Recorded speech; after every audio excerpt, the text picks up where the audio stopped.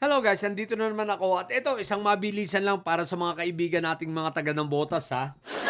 O makinig kayo, mga taga ng botas. Ang sabi ni Garbin, merong 526 million na insertion itong si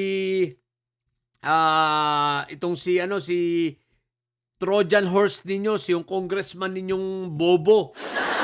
Yung congressman ninyong may sayad, no? Si Trojan horse Toby Chanko. So, 526 million sa flood control ninyo dyan. O, di ba ang galing? Yun ay nung 2025. Pero, prior to 2025, nung mga nakaraan pang mga taon na siya ay congressman dyan, bawat taon, di ba? Na mga nakaraan na, ang dami pala nitong insertions na pag hindi ako nagkakamali, umabot na nga ng nasa 4 na bilyon. Ang tanong, may ganun pala kayo kalaking may ganun pala kayo kalaking budget sa flood control, ang tanong ay bakit binabaha pa rin kayo? O di ba? Bakit ang dami pa rin baha dyan sa Nabotas? At ang kalsada dyan, marami butas-butas. What the heck? Ang dami nyo palang budget sa flood control, oh. Oh, mga taga Nabotas, singilin nyo na si Toby. Singilin nyo na si Trojan horse. Maningil na kayo. Pinaglululoko na kayo nito. Aba, sa susunod na eleksyon, magising na po kayo dyan. Parang mga taga Dasmariñas lang, yung marami na ang nagigising sa pagkakaboto nila rito kay Meow Meow. Abay, magising na po kayo dyan. Diba?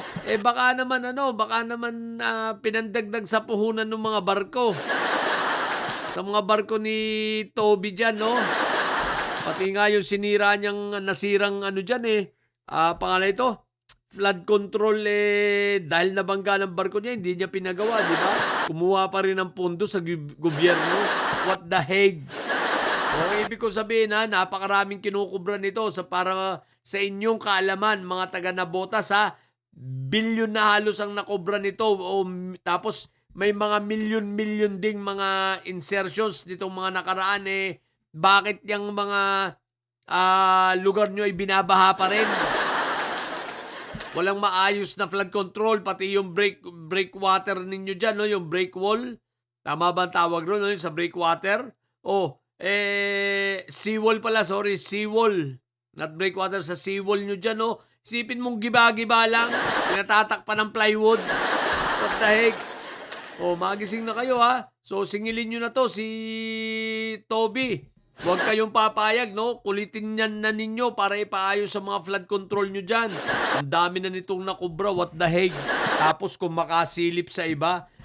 Toby, tama naman yung sinabi rito ni Congressman Garbin, no? Bago ka sumilip sa iba, tingnan mo muna yung sarili mong distrito.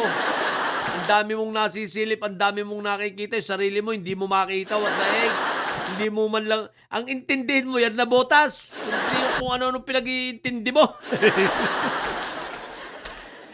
Di ba? Ang pasayain mo yung mga nandyan sa distrito mo.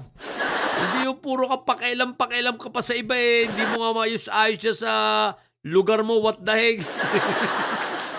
Siraulo na rin talaga to si Toby, no? So yun lang. Mga taga Nabotas ha, singilin nyo na itong congressman nyo ha, alam nyo na. Okay? So sa mga bobong didilis dyan na ang tatay ay karton, tapos ang tatay pa ay preso.